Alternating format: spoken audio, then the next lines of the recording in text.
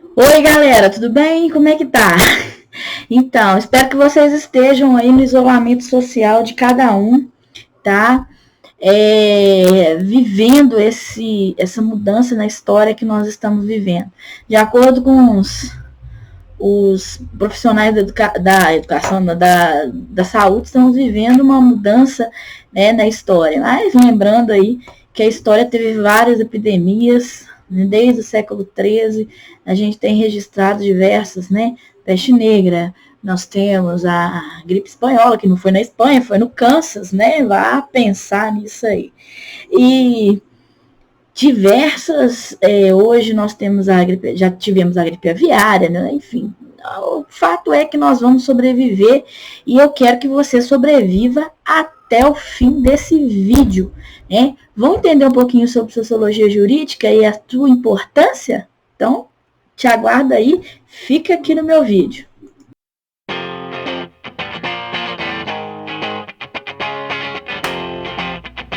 Oi, pessoal, como é que tá aí? Tudo bem? Nós iniciamos aí a nossa semana remota 1, lembrando para vocês a necessidade do isolamento social, que todas as autoridades da saúde elas estão afirmando que a necessidade desse isolamento, não só, né, na faculdade, nós temos mais de 2.500 pessoas circulando dentro daquela instituição, e aí isso é muito perigoso, né? Nesse momento aí nós não temos leitos para todos, a grande questão é essa, né? Então vamos nos conscientizar aí, vamos prosseguir nossos estudos pelo sistema remoto, que é o mais indicado para evitar que vocês percam também o semestre letivo, né? Então, vamos falar um pouquinho da sociologia jurídica. Para quê? Eu já falei sobre a necessidade da sociologia jurídica, por que a necessidade da sociologia do direito, né? Dentro do direito. Mas é necessário voltar um pouquinho, porque nós tivemos tantos percursos aí, nós tivemos o problema da enchente, nós tivemos que eu acho que nós temos que retornar um pouquinho a alguns conceitos, né? Então, a necessidade, o estudante de direito, ele deve estudar a sociologia jurídica ou a sociologia do direito para aceitar que as normas tiveram produção social, né? Os dilemas que nós travamos com a imaginação sociológica, né? Direito, ele é um fato social, ele faz parte da sociedade, né? Apesar de algumas pessoas acharem que está acima do bem e do mal, não, ele é um fato social, ele é construído pela sociedade, né? Toda a sua historicidade, crítica, as questões jurídicas, elas surgem com a questão também social, né? Com os dilemas que nós travamos com a nossa imaginação sociológica. E aí você me pergunta, o que é imaginação sociológica? O que é esse conceito? Esse conceito foi criado pelo sociólogo, né, Wright Mills, na década de 50, que trata de uma consciência em relação entre quem somos e as forças sociais que moldam nossas vidas. Ou seja, nós sabemos que a sociedade nos controla de alguma forma, né? Ela nos molda a vida dos indivíduos. Então, saber entre o que é o indivíduo e o que a sociedade molda é o que nós chamamos de imaginação sociológica, né? Então, por exemplo, o que é limitante dentro dos fatores de idade, gênero, raça, etnia, classe social, grau de instrução, né? Isso tudo define nossas preferências, o nosso grupo onde nós vivemos, né? Então nós traçamos aí uma imaginação sociológica, né? Quem somos, definindo nossos grupos, nossas preferências, é o que nós esperamos da sociedade, né? A imaginação sociológica. A imaginação sociológica, ela vem nossas experiências pessoais, né? O nosso grupo que nós estamos inserido, né? Então tem fragmento aí do texto do Darcy Ribeiro sobre o óbvio, né? Então, que mostra que existem grupos, né? Por exemplo, no caso, a população branca, que está acima da população negra. Eu achei muito interessante, mas isso é real? Isso é o que devemos seguir? Óbvio que não. Mas durante um tempo na história da humanidade, essa questão era mais do que óbvia. Os brancos eram superiores aos negros, né? Então, olha só, agora, com o passar do tempo, dos séculos, isso até se tornou um crime, né? No nosso país, por exemplo, o racismo é crime, né? Tá na Constituição, e vocês sabem muito bem. Mas durante um tempo na nossa sociedade, os negros foram inferiorizados, né? Eles foram e continuam sendo postos numa posição inferior, né? Por diversas razões históricas. Fomos um país escravocrata, né? E por ser um país escravocrata, que adotou a mão de obra do africano, do negro, nós sustentamos essa ideia, né, de inferioridade social e cultural. Então, esse texto do Darcy Ribeiro, que eu já falei para vocês em sala de aula, ele mostra a imaginação sociológica, né, que foi criado aquele aspecto de inferioridade da população negra sobre a branca, né, a branca é superior, a negra é inferior, e esse sistema ele perdurou por 3 séculos no nosso país, até 1888, quando foi abolida a escravidão. Mesmo assim, fica na nossa memória, fica na nossa imaginação sociológica essa inferioridade, tanto social como cultural e econômica também. Não podemos esquecer disso, tá? Então, existe uma sociedade que está por trás, né? Aí no finalzinho aqui tem uma charge para provocar vocês, né? É uma fala de um entrevistado, né? Bem direto. Não foi, ele não tem privilégios porque ele estava no lugar certo.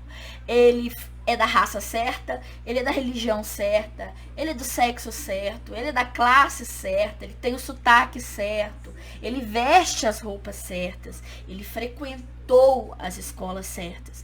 Então existe uma sociedade que a gente não pode negar, né, que principalmente a brasileira, que afirma que não existe preconceito, né? Preconceito aqui no nosso país, ele é chamado de preconceito velado, e em que criou-se essa imaginação sociológica.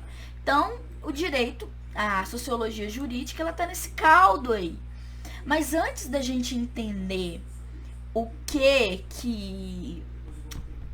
é a sociologia jurídica, nós temos que compreender o que é a sociologia geral, uma revisão, né? Sociologia é compreensão da sociedade, os problemas sociais, as mudanças que a sociedade ela foi submetida, né? A sociologia, ela trata dessas mudanças, como que a sociedade se comporta frente às mudanças.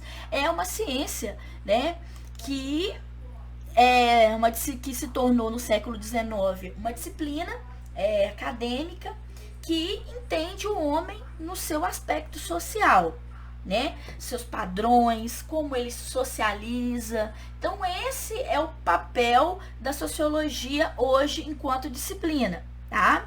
Ela surgiu aí há mais tempo, né? No século XVIII. Que trata sobre as organizações sociais, a estrutura, a cultura, as instituições, como que o homem se manifesta através disso tudo, tá? Então, qual que é o poder que está relacionado, né, nessa organização social? Então, o que é poder social, como que ele se organiza, isso tudo a sociologia trata, né? Entendendo aí que o homem, a sociedade muda de acordo com o que o homem muda, né? Os seres humanos, eles têm o livre-arbítrio, eles fazem escolhas, né? Então, apesar da sociedade ter certos padrões que excluem ou incluem o indivíduo, mas o indivíduo ele tem livre arbítrio e ele pode ser até capaz de mudar a sociedade em alguns momentos, ok? Então a sociedade é algo dinâmico, né? Principalmente no século XIX, com a Revolução Industrial. Um dos marcos da sociologia é essa mudança brusca que ocorreu com a Revolução Industrial na Inglaterra. Né? A sociedade, ela, para amparar essa revolução econômica, ela teve que se transformar, né? A vida material do ser humano, ela teve que mudar, a forma com que o homem ele se relacionava com o meio, teve que mudar. Então a sociologia surge aí no momento em que a sociedade estava em franca mudança, né? Então, como ela estava em uma grande mudança, vamos entender o homem e essas mudanças, essas transformações, esses papéis, essas classes, a cultura, socialização, e não só o indivíduo por si, né? A interação do indivíduo com o meio que vive. Então, a sociologia é essa tentativa de compreender o ser humano.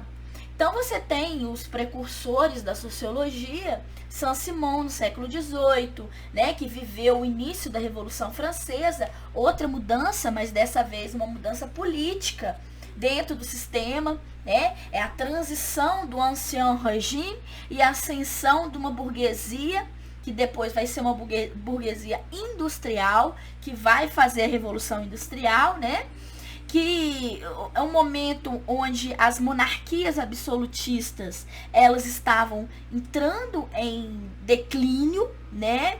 Aquele resquício medieval estava acabando, e ao mesmo tempo você tinha uma inquietação intelectual, Montesquieu, Rousseau, perdão, todo esse underground literário, né? Que de certa forma mudaram a sociedade francesa e também foram para o mundo inteiro. Então você tem uma efervescência aí na interação, na ideia de sociedade. É uma sociedade de transformação, o século XVIII e o século XIX. Então por isso criar uma ciência que visa essa análise social, né? Então você tem ideias revolucionárias, burguesas, né? Você tem os filósofos iluministas, que eu já citei, Montesquieu, Rousseau, o underground literário todo, né? Então você tem uma tentativa racional de compreensão da sociedade. Ora positivista, que acreditava na ordem, né? Ora socialista, que acreditava nas mudanças radicais da sociedade, né? Exemplo, Rousseau, que tinha uma tendência extremamente socialista de questão de divisão da propriedade privada e etc, né? Então você tem um tema, analisar essa sociedade que estava crescendo e se desenvolvendo, né? Como se deu o desenvolvimento dessa sociedade, essa questão do resquício do feudalismo e etc. A indústria, né? O homem passou a ter fé na razão, né? Você tem o Saint-Simon, os Saint-Simonistas, né? Que criaram uma doutrina de crença é como se fosse uma fé, uma religião mesmo, no progresso e na nova sociedade que estava surgindo, né? Então, os frutos desse progresso seriam positivos para a sociedade e satisfariam as necessidades tanto materiais como também as espirituais, de acordo com Saint-Simon, né? Outro que foi o precursor da sociologia foi Augusto Comte, Isidore Auguste Marie François Xavier Comte, né? Filósofo, sociólogo, natural de Montpellier, na França, nasceu em Paris e morreu em Paris, né? Foi um dos discípulos do conde Claude-Henri de Saint-Simon.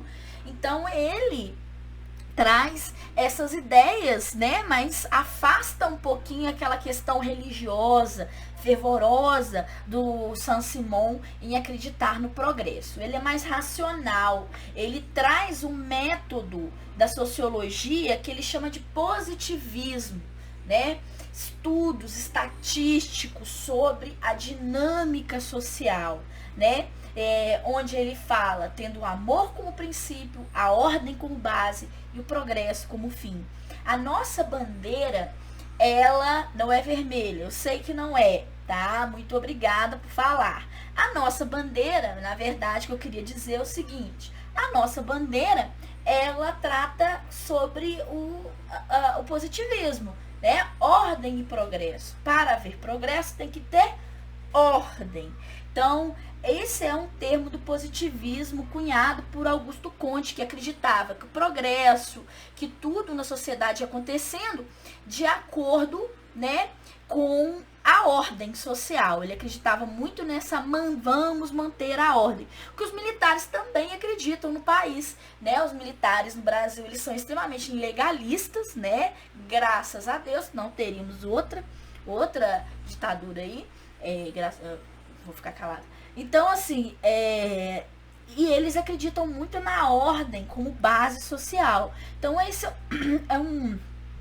os militares da Praia Vermelha, por exemplo, eles pregavam muito, que foram aqueles que fizeram a proclamação da República, eles pregavam muito a ordem como base total. Por isso que construíram lá, né, o Marechal pediu para a mulher dele costurar a nossa bandeira aí, que não será vermelha também. Então, vamos lá, vamos voltar. Então, assim, a herança francesa do iluminismo, as ondas de choque da Revolução Francesa, né? Você tem aí o início de um processo de mudança. Marianne, que mostra aí, vocês estão vendo aí em cima, que mostra a liberdade, né? Mulher, símbolo da Revolução Francesa, da liberdade da República, a mulher é poderosa demais. Então aí você traz, amo as mulheres, traz aí as ideias da Revolução e das mudanças, dos choques promovidos aí da Revolução Francesa. Então vamos estudar, né? Mas o Comte, ele preocupa muito com essa ordem, né? Porque apesar das transformações, então nós temos que colocar agora a ordem no negócio. Então vamos organizar a sociedade em 3 estados, né?